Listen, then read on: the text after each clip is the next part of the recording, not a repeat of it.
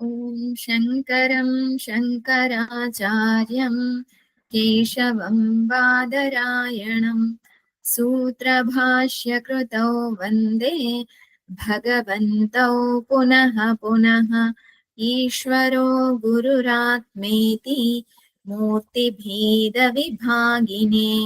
వ్యోమవద్వ్యాప్తదేహాయ దక్షిణామూర్తయే నమః.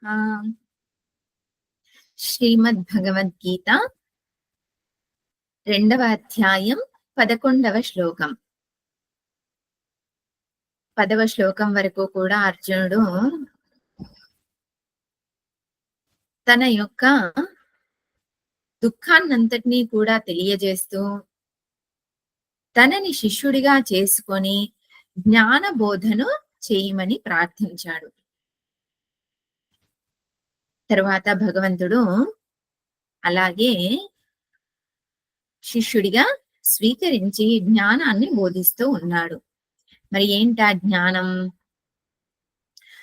అశోచ్యానన్వశోచస్త్వం ప్రజ్ఞావాదాశ్చ భాషసే గతాసూనగతాసూశ్చ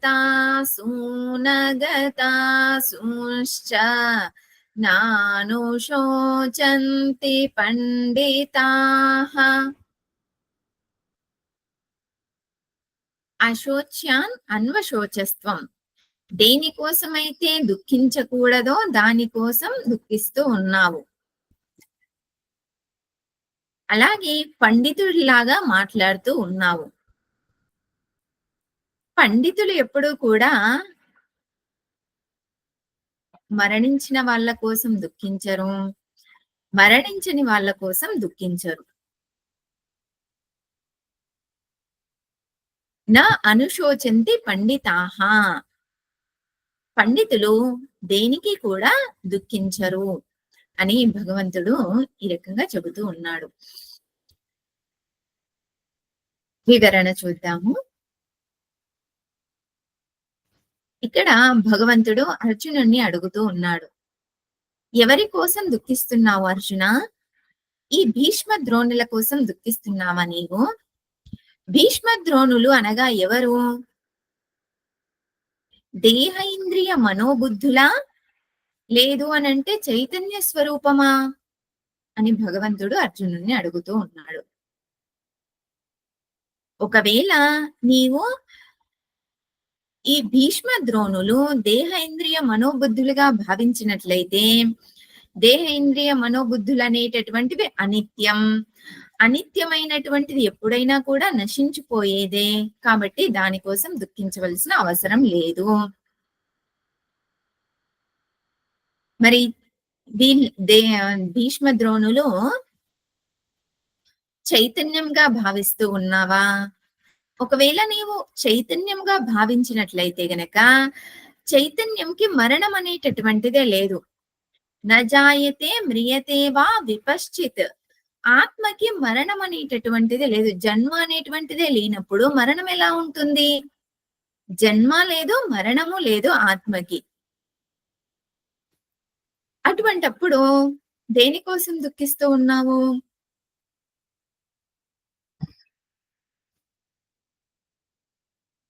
నిత్యో నిత్యానాం చేతనశ్చేతనానాం, ఆత్మ నిత్యం,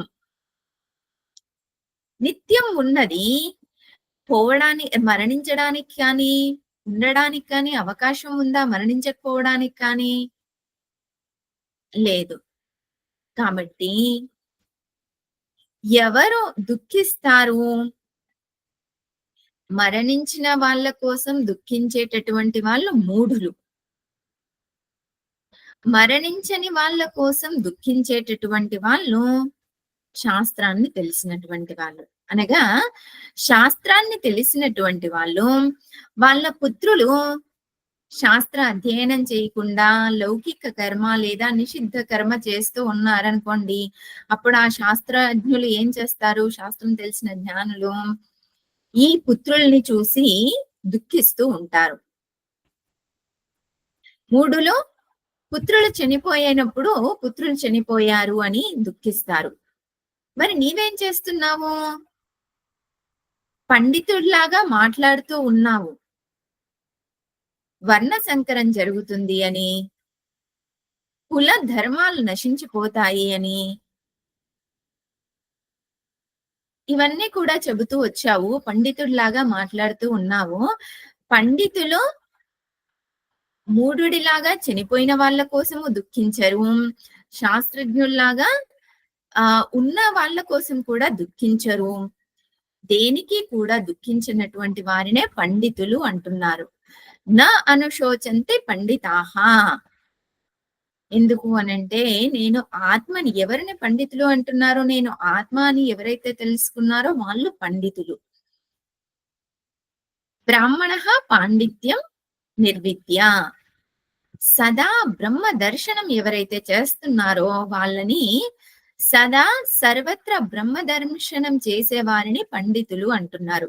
మరి అంతటా కూడా ఉన్నటువంటిది బ్రహ్మనే అయినప్పుడు దేనికోసం ఇంకా నేను దుఃఖించాలి? దుఃఖించవలసినటువంటిది ఇంకేదీ లేదు. ఉన్నది కేవలం ఆనందం మాత్రమే.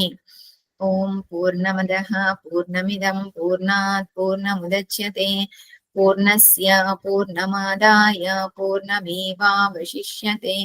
ఓం శాంతిః శాంతిః శాంతిః.